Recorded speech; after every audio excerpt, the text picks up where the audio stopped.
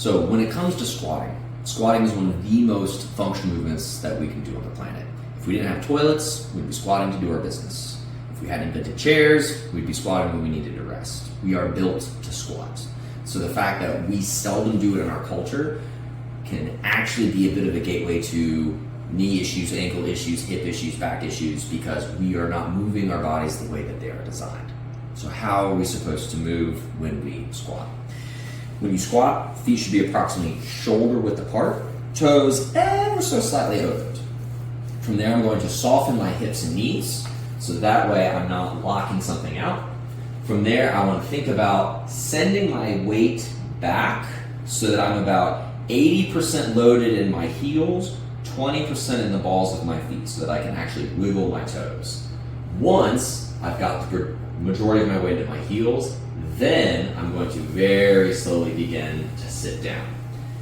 You should be able to squat all the way down so that your hamstrings touch your calves.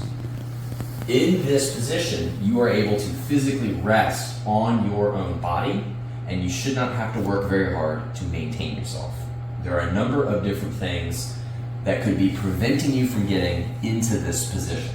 If your calves are so tight that you're preventing what we call dorsiflexion, or being able to pull your foot back, the closed chain version of this is being able to send my knee forward. Bending at the ankle as thus is dorsiflexion. So if I'm limited in dorsiflexion, what are a couple things that we can address? Tight calves. That means self-massage time. Personal favorite is the handle of a kettlebell. Sits on the ground, it's nice and heavy. From there, I simply place my calf on top, nice and slow. If you find a spot that feels like rainbows and sunshine, stay on it. We can get a little flossing of the muscle by doing some foot circles. If you have some really nice, thick, meaty calves, simply adding the weight of your other leg is now getting that handle to go even deeper. Since we have layers of muscle, we have to be able to get to those deeper layers to really clean stuff up. And if you're really a glutton for punishment, you can hike yourself up. The goal is not to make you scream bloody murder. The goal is to get to about a 5 or 6 on a pain scale of 10, where we're challenging the muscles, but you can still have a conversation with someone. If you're holding your breath, it's too tight, and you're not going to be effective. All you're going to do is flex against it, and now you're reinforcing tight muscles. It's the opposite of what we're trying to accomplish. So spending some time to clean up your calves, a little bit higher, a little bit lower. Try your squat, see how it feels after getting a little soft tissue release. The next thing that can be a problem is the other side. This tiny little guy in the front of your shin, called your tibialis anterior. If this muscle is very tight, that's going to affect the slide and glide mechanics of your ankle. If this is my foot and this is my shin, when it bends, there are bones at the front of your foot, your tarsals. So when I bend at my ankle, if I don't have a backwards glide, my shin, bonk, is going to run into that bone, so I'm going to have a bony block. When your ankle functions normally, it doesn't just roll forward, it also slides backwards. So that way it can stay in the joint without rolling out of its own socket. This is why we call this a slide and glide motion.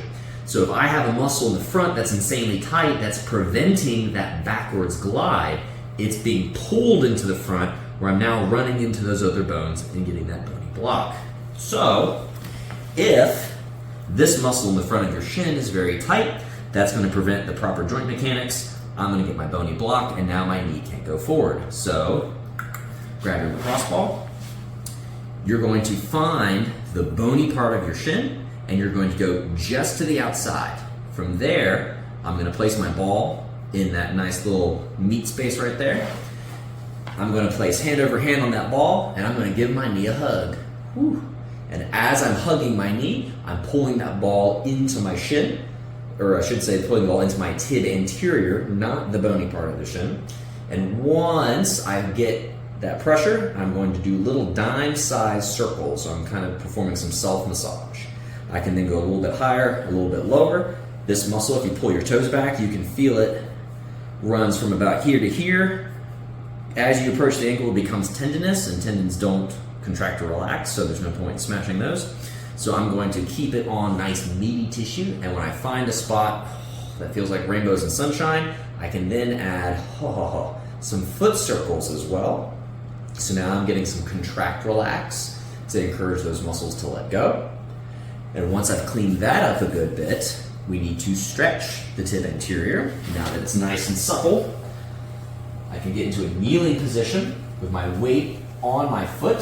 If this is super tight, you might already feel the stretch. The goal is to get the top of the foot flat to the earth.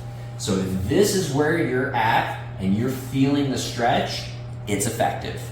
If you are able to get the tops of your feet flat to the ground, fantastic.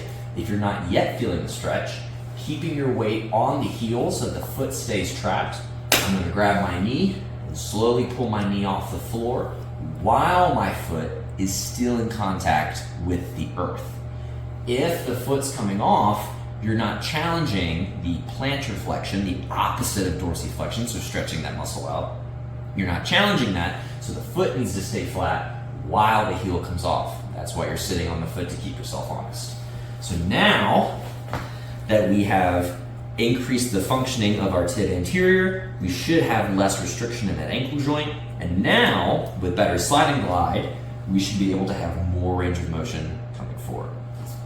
Next, all of our joints have what are called joint capsules. This is what helps keep the fluid, or the lube, if you will, the synovial fluid, in the joints from spilling out. It's the grease to your car. So to keep them lubed, these capsules are made of connective tissue so that they can move with us and not rip and tear all the time. They're very much like rubber bands. Over time, if you do not stretch or challenge those capsules, they will lose their elasticity and they themselves can become tight. So all of your muscles can be loose, but you can still have poor joint functioning because the synovial capsule is too tight. So what we can do is challenge the joint capsule by stretching it. Now, simply by moving, if the capsule's too tight, we'll usually get a bony block. So that way your movement will be restricted before the capsule itself is challenged. Fortunately, there is a fun, very low-tech yet effective thing called Voodoo Floss that you can use to challenge joint capsules without actually needing to move the joint itself. We're going to be using what's known as circumferential torque. So we're kind of wrapping around the joint without ever having to create motion. So we can really wind up that soft tissue that's being restricted without needing to move the joint at all. So with my Voodoo Floss, I'm going to start by getting it in place. Since I'm really concerned now with the anterior portion of the front face of my ankle, this is where I'm going to be pulling it taut the most. So that way we're challenging this space, because if this is what's tight, this is where I'm getting the block, this is where I need to be stretched. So I'm going to, once I have my band holding itself in place, pull it taut in the front, leaving it loose in the back, and I'm going to continue to about go half over half, skipping around the heel itself. And I'm going to keep doing this until I run out of Voodoo Floss. And once I've gotten above the ankle, I can then start to double back.